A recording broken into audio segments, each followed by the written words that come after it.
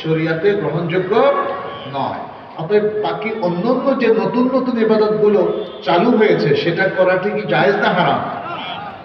কেন কেন বলেন তো? কারণ সেটা বেদাত। কারণ সেটা বেদাত।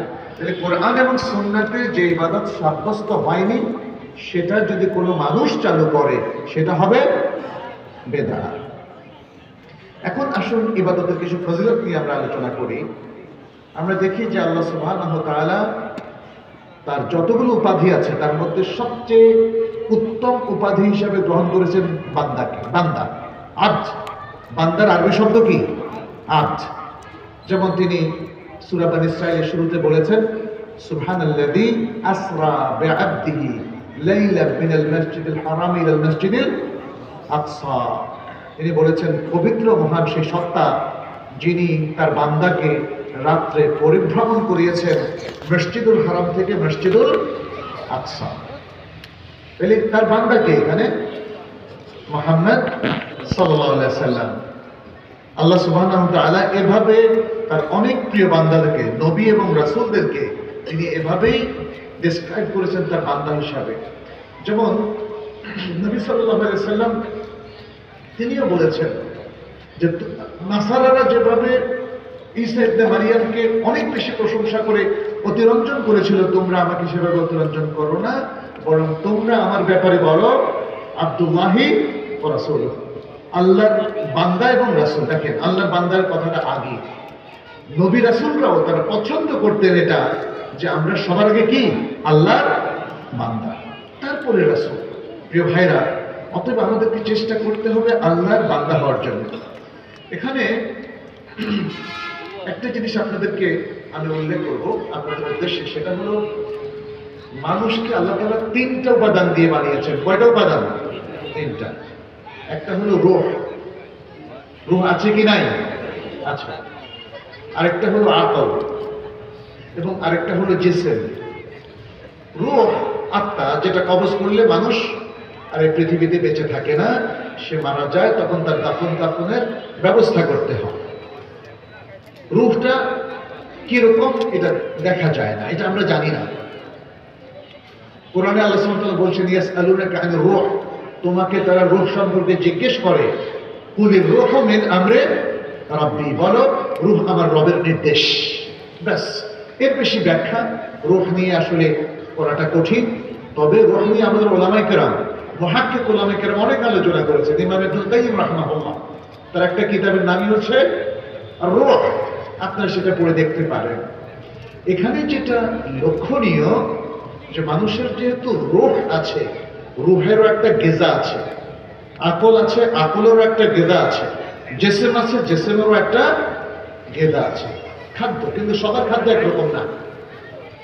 আমরা যে খাদ্য মানুষ হিসাবে খাই, গরুর খাদ্য একটু অন্যরকম না, বাঘের খাদ্য আবার আরেক রকম, কুমিরের খাদ্য অন্যরকম। তাহলে সবার খাদ্য একরকম না। আমার রূহের খাদ্য আলাদা, আকলের খাদ্য আলাদা, আর জিসমের খাদ্য আলাদা। আল্লাহ সুবহানাহু ওয়া তাআলা মানুষের জন্য ইসলামকে দিয়েছেন। ইসলামের এই পুরো প্রোগ্রামের মধ্যে রূহের খাদ্য আছে, আকলের খাদ্য আছে, জিসমের খাদ্য আছে। প্রিয় ভাইরা, যদি ইবাদতের এই মূল কোর্সটা, প্রোগ্রামটা আমরা ভালো করে বুঝতে পারি, তাহলে জিনিসগুলো আমাদের সামনে স্পষ্ট হয়ে যাবে। রূহের খাদ্যটা কি? রূহের খাদ্য যেটা আমরা দেখি যে পাশ্চাত্যের লোকেরা, অন্য ধর্মাবলম্বী মানুষেরা বা তথাকথিত আধুনিক মানুষেরা, তারা কিন্তু রূহের ব্যাপারটা তারা ইগনোর করেছে, তারা উপেক্ষা করেছে, তারা রূহ নিয়ে ভাবে নাই। রূহের খাদ্যের ব্যাপারে তারা একদমই অসতর্ক। রূহের খাদ্যটা হচ্ছে আসলে ইবাদত। সালাত পড়বেন, রূহ তাজা হবে। সিয়াম রাখবেন, আপনার আত্মিক উন্নয়ন হবে। হবে কিনা?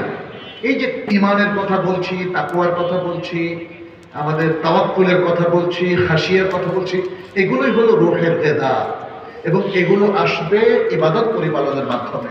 আল্লাহর সাথে যদি আপনার কানেকশন তৈরি হয়, গভীর রাতে যদি আপনি আল্লাহর কাছে মিনতি জানান, কান্নাকাটি করেন, দুহাত তুলে দোয়া করেন, আল্লাহর জন্য সালাত পড়েন, আল্লাহর সাথে আপনার সম্পর্ক গভীর হয়ে উঠবে এবং তখন আপনার আত্মার উন্নয়ন হবে।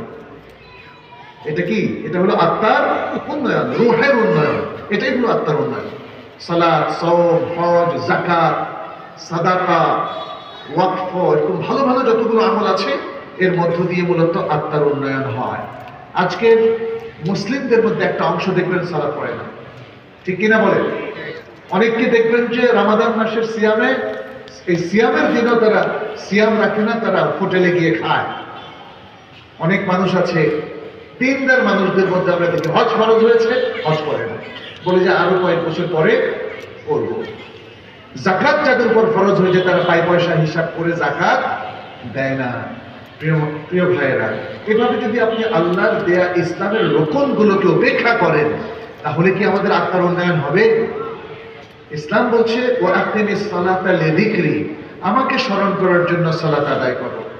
ওয়া আকিমিস সালাতা ইন্নাস সালাতা তানহা আনিল ফাহশাই ওয়াল মুনকার, সালাত কায়েম করো, কারণ সালাত মানুষকে ফাহশা, অশ্লীলতা, মুনকার এবং অন্যায় থেকে বিরত রাখে। এখন যে ব্যক্তি সালাত পড়ে না, সে তো মুনকারাতের মধ্যেই ফেঁসে যাবে, সে তো অশ্লীলতার মধ্যেই ভেসে থাকবে, তাই না? এইভাবেই আত্মার উন্নয়ন থেকে মুসলিমদের একটা বড় গোষ্ঠী, একটা বড় সংখ্যা, তারা আত্মার উন্নয়ন থেকে তারা মাহরুম হচ্ছে, বঞ্চিত হচ্ছে। প্রিয় ভাইয়েরা, সুতরাং আত্মার উন্নয়নের জন্যই আমাদেরকে ইবাদতের খোরাকটা দিতে হবে। আকলের উন্নয়নের জন্য আমরা কি করব? ইসলাম আমাদেরকে যে কয়েক